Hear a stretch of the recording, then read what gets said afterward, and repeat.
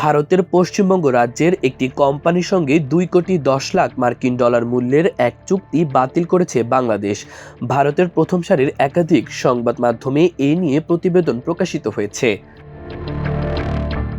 ভারতীয় সংবাদ মাধ্যম হিন্দুস্তান টাইমস ও ফার্স্ট পোস্টের প্রতিবেদনে বলা হয়েছে, কলকাতা ভিত্তিক একটি প্রতিরক্ষা কোম্পানির সঙ্গে চুক্তি করেছিল বাংলাদেশ।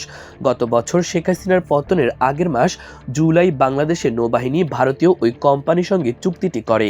চুক্তির আওতায় ওই কোম্পানি থেকে নৌবাহিনীর জন্য 2,10,00,000 ডলারের টাগবোট কেনার কথা ছিল বাংলাদেশের। গত শনিবার ভারত তাদের স্থলবন্দর দিয়ে বাংলাদেশের তৈরি পোশাকসহ বিভিন্ন পণ্য পরিবহনে নিষেধাজ্ঞা দেয়। এরপরই বাংলাদেশের পক্ষ থেকে নৌবাহিনীর টাগবোট কেনার ক্রয়াদেশ বাতিলের সিদ্ধান্ত জানানো হয় বলে হিন্দুস্তান টাইমসের প্রতিবেদনে উল্লেখ করা হয়।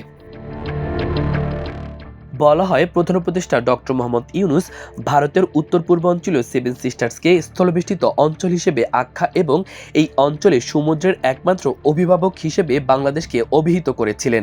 একই সঙ্গে চীনকে এই অঞ্চল ব্যবহার করে ব্যবসা সম্প্রসারণের প্রস্তাব দেওয়ায় ভারত সরকার তাদের স্থলবন্দর দিয়ে বাংলাদেশের পণ্য পরিবহনে নিষেধাজ্ঞা দিয়েছে।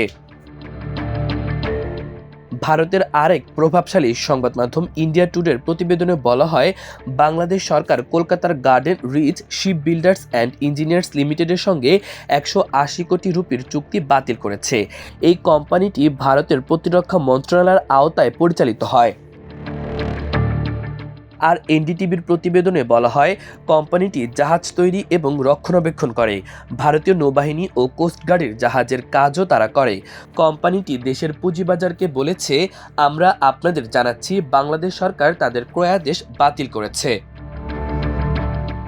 এদিকে ভারতের সংবাদ মাধ্যম হিন্দু বিজনেস লাইন বলেছে, বাংলাদেশ সরকার ও এই কোম্পানির পারস্পরিক আলোচনার মাধ্যমে ক্রয়াদেশ বাতিল করা হয়েছে। কলকাতা ভিত্তিক কোম্পানি জিআরএসই বাংলাদেশের কাছ থেকে 800 টন ওজনের টাগবোটটি তৈরির আদেশ পেয়েছিল।